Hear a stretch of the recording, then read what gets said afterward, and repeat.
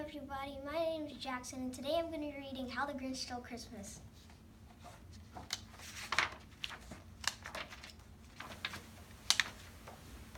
Every Who down in Whoville liked Christmas a lot. But the Grinch, who lived just north of Whoville, did not. The Grinch hated Christmas, the whole Christmas season. Now please don't ask why, no one quite knows the reason. It could be his head wasn't screwed on just right. It could be perhaps that his shoes were too tight. But I think that the most likely reason of all may have been that his heart was 2 sizes too small. But whatever the reason, his heart or his shoes, he stood there on Christmas Eve hating the Whos, staring down from his cave with a sour, Grinchy frown at the warm lighted windows below in their town, for he knew every Who down in Whoville beneath was busy now, hanging a mistletoe wreath. And they're hanging their stockings, he snarled with a sneer. Tomorrow is Christmas, it's practically here. Then he growled with his Grinch fingers nervously drumming, I must find some way to stop Christmas from coming, for tomorrow he knew. All the Who girls and boys would wake bright and early. They'd rush for their toys, and then, oh the noise! Oh the noise!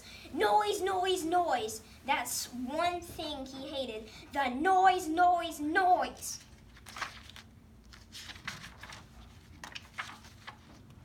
Then the Whos, young and old, would sit down to a feast, and they'd feast and they'd feast and they'd feast, feast, feast, feast. They would feast on Who pudding and rare Who roast beast, which was something the Grinch couldn't stand in the least. And then they'd do something he liked least of all. Every Who down in Whoville, the tall and small, would stand close together with Christmas bells ringing. They'd stand hand in hand, and the Whos would start singing. They'd sing and they'd sing and they'd sing, sing, sing, sing. And the more the Grinch thought of this Whoville Christmas sing, the more the Grinch thought, I must stop this whole thing. Why, for 53 years I've put up with it now. I must stop this Christmas from coming, but how? Then he got an idea, an awful idea. The Grinch got a wonderful, awful idea. I know just what to do. The Grinch laughed in his throat, and he made a quick Santa Claus hat and his coat. And he chuckled and chuckled. What a great Grinchy trick. With this coat and this hat, I look just like Saint Nick. All I need is a reindeer. The Grinch looked around, but since reindeer are scarce, there was none to be found. Did that stop the old Grinch? No, the Grinch simply said, if I can't find a reindeer, I'll make one instead. So he called his dog, Max. Then he took some red thread and he tied a big horn to the top of his head. Then he loaded some bags and some old empty sacks on a ramshackle sleigh, and he hitched up old Max. Then the Grinch said, giddy up, and the sleigh started down toward the homes where the Whos lay a snooze in their town. All their windows were dark, quiet snow filled the air. All the Whos were all dreaming sweet dreams without care. When he came to the first little house on the square, This is stop number 1, the old Grinchy Claus hissed, and he climbed to the roof, empty bags in his fist. Then he slid down the chimney, a rather tight pitch, but if Santa could do it, then so could the Grinch. He got stuck only once for a moment or two. Then he stuck his head out of the fireplace, flew where the little Who stockings all hung in a row. These stockings, he grinned, are the first things to go.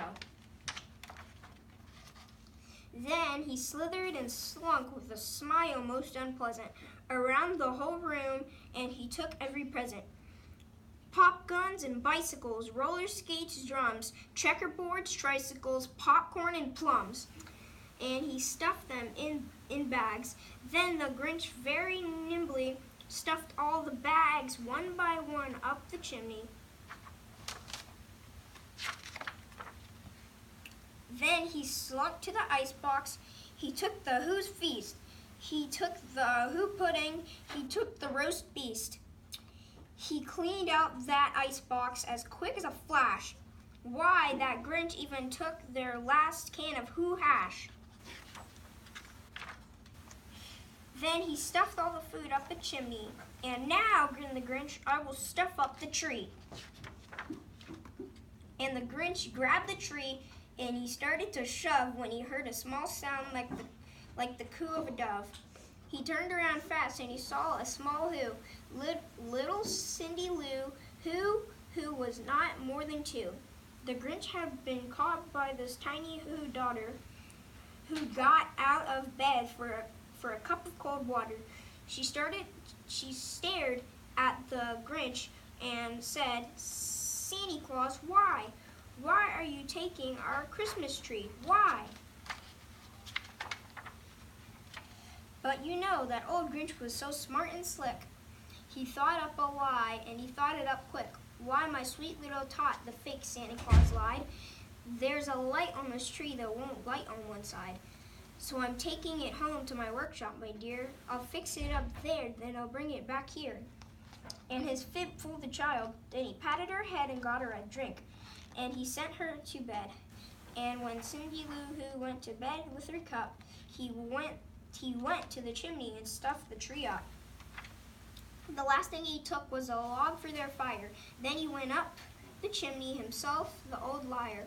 On their walls he left nothing but hooks and some wire. And one speck of food that he left in the house was a crumb that was even too small for a mouse. Then he did the same thing to the other Who's houses, leaving crumbs much too small for the other Who's mouses. It was 1/4 dawn, and all the Who's still abed, all the Who's still a snooze, when he packed up his sled, packed it up with their presents, the ribbons, the wrappings, the tags, and the tinsels, the trimmings, the trepples. 3,000 feet up the side of Mount Crumpet, he rode with his load of the tip to the top to dump it. Pooh-hoo to the Who's, he was grinchiously humming. They're finding out now that no Christmas is coming. They're just waking up. I know just what they'll do. Their mouths will hang open a minute or two. Then the Who's down in Whoville will all cry boo-hoo.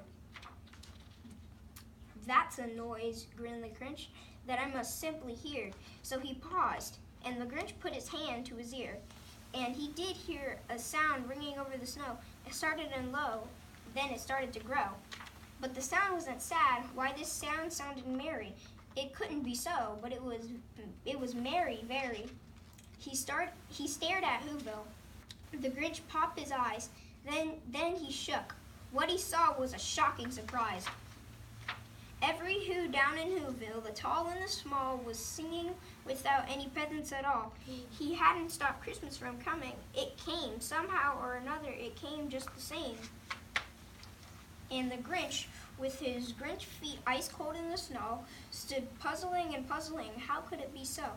It came without ribbons, it came without tags, it came without packages, boxes, or bags. And he puzzled 3 hours till his puzzler was sore. Then the Grinch thought of something he hadn't before. Maybe Christmas, he thought, doesn't come from a store. Maybe Christmas, perhaps, means a little bit more. And what happened then? Well, in Whoville, they say that Grinch's small heart grew 3 sizes that day. And the minute his heart didn't feel quite so tight, he whizzed with his load through the bright morning light, and he brought back the toys and the food for the feast, and He himself, the Grinch, carved the roast beast. Merry Christmas, everybody. Have a great year.